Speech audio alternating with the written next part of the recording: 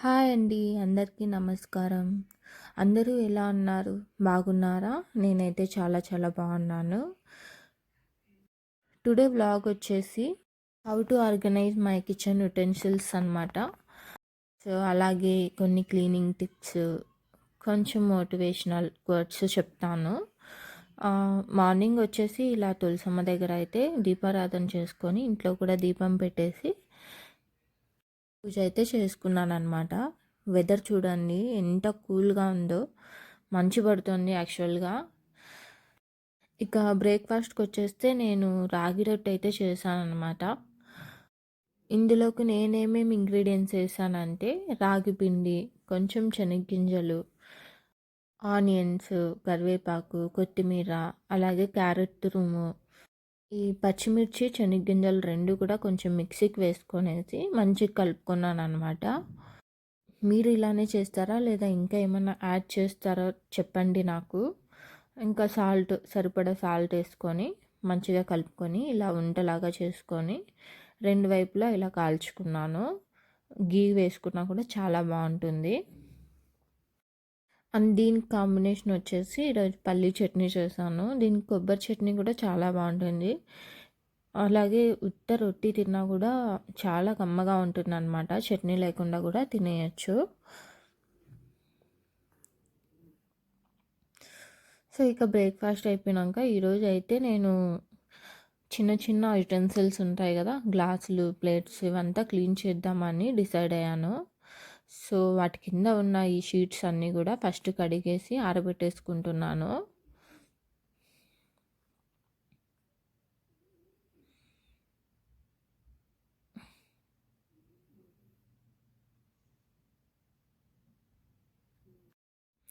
So ఇక కడిగిన గ్లాసులన్నీ కూడా ఇలా ఒక చాప వేసేసి మంచిగా ఇవన్నీ బోర్లిచ్చి పెట్టేస్తున్నాను. ఏమన్నా వాటర్ ఉంటే కూడా మనకు కింద వెళ్ళిపోతాయి అన్నమాట. విత్ వాటర్ పెడితే మనకి సామాన్లు అంతగా మంచిగా ఉండవు. సో అందుకే ఇలా మంచిగా డ్రై అయిన తర్వాత ఇవన్నీ సర్దుకుంటే మంచిగా ఉంటుంది. సో నేను ఇంకా మిగిలిన సామాన్లు కూడా అన్నీ ఇలా బోర్లిచ్చి పెట్టేసుకుంటున్నాను, అన్నీ ఆరిపోతాయని.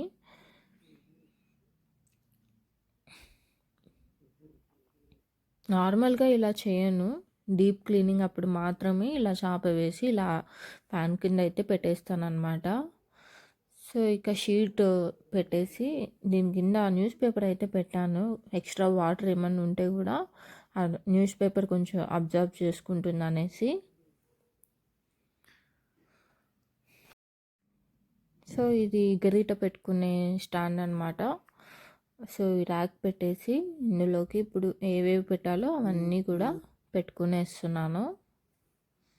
స్పూన్స్ అన్నీ ఒక చోట, నైఫ్స్ అన్నీ ఒక చోట, పెద్దవి చిన్నవి గరిటెలన్నీ ఒక చోట పెట్టుకునేస్తున్నాను. ఇవన్నీ కొంచెం డ్రై అయినాయి, కొంచెం తేమ ఉంటే టవల్తో అయితే తుడిచిపెట్టుకున్నాను అనమాట. సామాన్లు ఎప్పుడే కానీ టామ్గా ఉన్నప్పుడు అలా పెట్టొద్దు.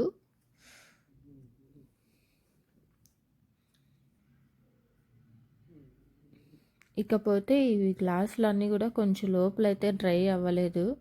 సో అందుకనేసి ఇలా టవల్తో అయితే తుడిచిపెట్టుకుంటున్నాను.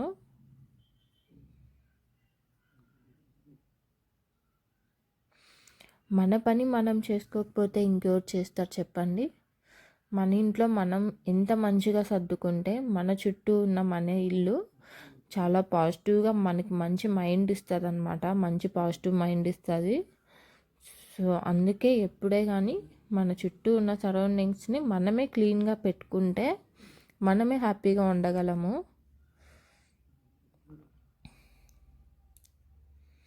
చిన్న చిన్న చేంజెస్ చేసుకుంటే వాటి వల్ల మనమే ఆనందంగా ఉండొచ్చు అన్నమాట.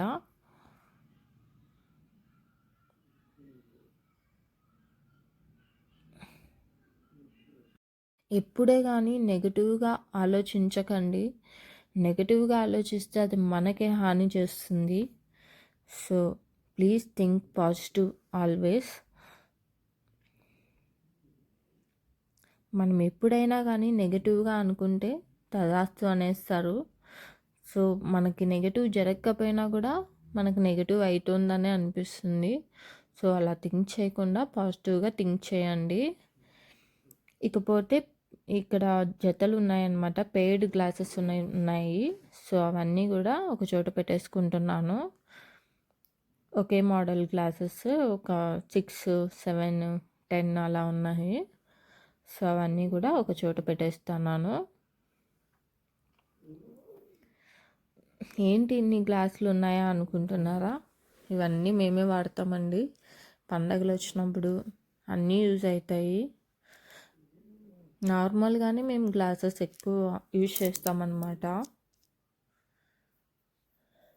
ఇకపోతే ఇప్పుడు గ్లాసెస్ పెట్టుకునే డ్రా అయితే ఓపెన్ చేసి ఇలా పేపర్ పెట్టేసుకొని షీట్ అయితే వేసుకున్నాను.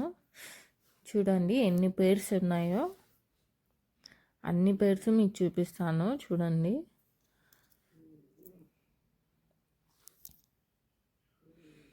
అన్నీ టీ గ్లాసెస్ అన్నమాట.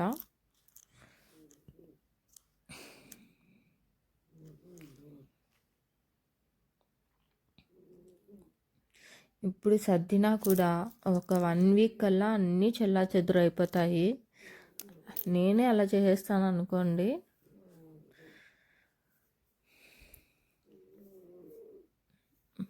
మనకి బట్టలు ఎలా అయితే పెట్టుకుంటామో ఒక వారానికి చెడిపోతాయో, ఇవి కూడా అంతే.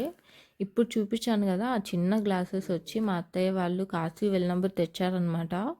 దేవుని దగ్గరికి చాలా మంచిగా యూజ్ అవుతున్నాయి. పాలు పెట్టడానికి, ఏమన్నా నైవేద్యం పెట్టడానికి కూడా మంచిగా యూజ్ అవుతున్నాయి.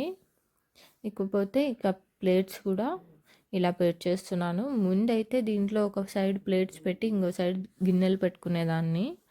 ఈసారి చేంజ్ చేసేస్తున్నాను అనమాట. న్యూ ఇయర్ కదా, అందుకే ఒక చిన్న చేంజ్. ఇలా చిన్న ప్లేట్స్ అన్నీ ఒక పక్క, పెద్ద ప్లేట్స్ అన్నీ ఒక పక్క పెట్టేస్తున్నాను. ఇవి చూడండి ఎన్ని ఉన్నాయో, చిన్న చిన్న సైజ్ నుంచి పెద్ద సైజ్ వరకు ఉన్నాయన్నమాట. నార్మల్గా చిన్న గ్లాసెస్ పైన పెట్టడానికి తెచ్చారు మా మావయ్య. ఇంకా పెద్ద ప్లేట్స్ కూడా అన్నీ పెట్టేసుకుంటున్నాను.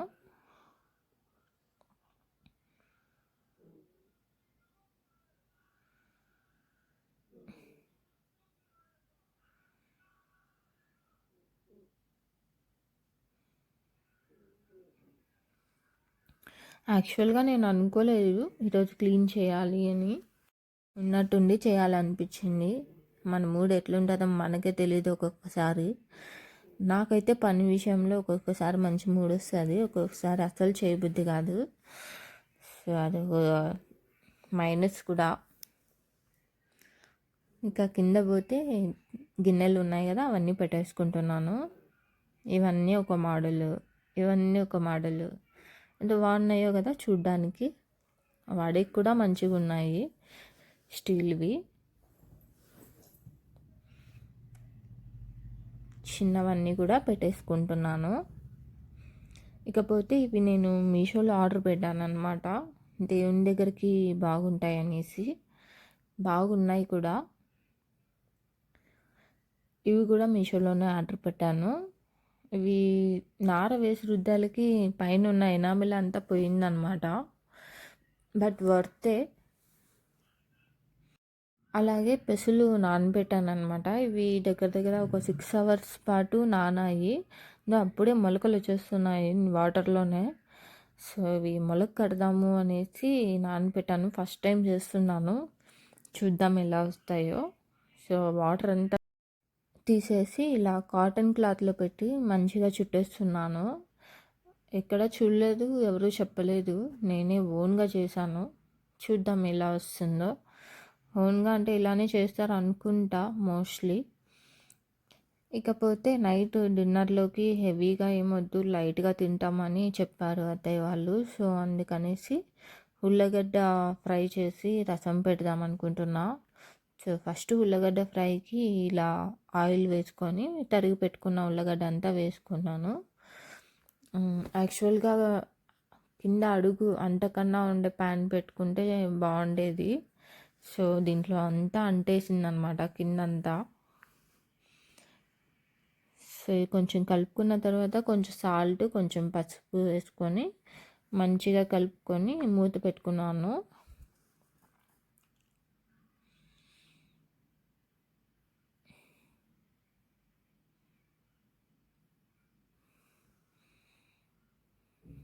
ఈలోపు రసంకి కావాల్సిన పౌడర్ అయితే నేను ఎలా చేస్తానో చూపిస్తాను. మిరియాలు, జీలకర్ర, కొన్ని ఎండుమిరపకాయలు వేసుకొని గ్రైండ్ చేసుకున్న తర్వాత తెల్లగడ్డ వేసుకొని గ్రైండ్ చేసి పక్కన పెట్టుకోండి. సో ఈలోపు మనకి ఉల్లగడ్డ మెత్తగా అయిపోయింది. సో అందుకే కొంచెం కారప్పొడి అయితే వేసేసాను. వేసేసి సాల్ట్ సరిపోయిందో లేదో చూసుకొని ఒకసారి కలిపి పక్కన పెట్టేసుకున్నాను. కొంచెం డ్రై అయ్యేసరికి సరిపోయింది. రసానికి టమాటా ఉడకపెట్టేసి చింతపండు వేసి పెట్టేశాను. అదంతా తీసేసి వాటర్ పక్కన పెట్టుకున్నాను. ఇప్పుడు ఒక గిన్నె పెట్టుకొని ఆయిల్ వేసుకొని ఆవాలు వేసుకున్న తర్వాత మనం గ్రైండ్ చేసి పెట్టుకున్న పేస్ట్ ఉంటుంది కదా, అది వేసేసి కొంచెం ఎండుమిరపకాయలు, కరివేపాకు వేసుకొని మంచిగా వేగిన తర్వాత కలిపి పెట్టుకున్న వాటర్, టమాటో చింతపండు రసం ఉంటుంది కదా, అదైతే వేసేసుకుంటున్నాను. చాలా సింపుల్, చాలా బాగుంటుంది, ఇలా ట్రై చేయండి. సో తగినంత వాటర్ వేసుకొని సాల్ట్ వేసుకొని కొంచెం ఉడికించుకుంటే మనకి రసం రెడీ అయిపోతుంది. తొందరగానే కూడా అయిపోతుంది అనమాట. ఇక రైస్ అయితే నానబెట్టేసాను, ఎసురు కూడా కాగిపోయింది. సో ఇందులోకి నానబెట్టుకున్న బియ్యం అంతా కూడా వేసేసుకుంటున్నాను. ఆల్మోస్ట్ ఇలానే ట్రై చేయండి. కుక్కర్లో పెట్టుకున్న ఇలా పాత్రలో పెట్టి ఉంచేస్తే కనుక మనం హెల్తీగా ఉంటాం అన్నమాట. సో కరెక్ట్గా వాటర్ పెట్టి అది వంచకపోయినా కూడా మనం అది కుక్కర్లో పెట్టనట్టే. సో రసం అయిపోయింది. లాస్ట్లో కొత్తిమీరతో గార్నిష్ చేసేసాను. ఇదో ఫ్రై చూడండి. ఇంకా నేను కూడా డిన్నర్ చేసేసాను. మంచిగా రసం స్పైసీగా ఉండే, పుల్లగా స్పైసీగా. ఇక మొలకలు చూపిస్తా అన్నా కదా, చూడండి. తడా అస్సలు అనుకోలేదు వస్తాయని. ఎప్పుడెప్పుడు ఓపెన్ చేద్దాం అని అనుకుంటా ఉంటే సో ఫైనల్లీ వచ్చాయన్నమాట. ఇక రెగ్యులర్గా చేస్తాను ఇలా.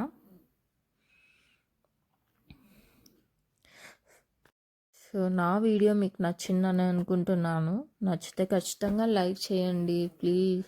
చూస్తారు కానీ లైక్ చేయరు. ప్లీజ్ లైక్ చేసి సబ్స్క్రైబ్ చేసుకోండి. Thank you.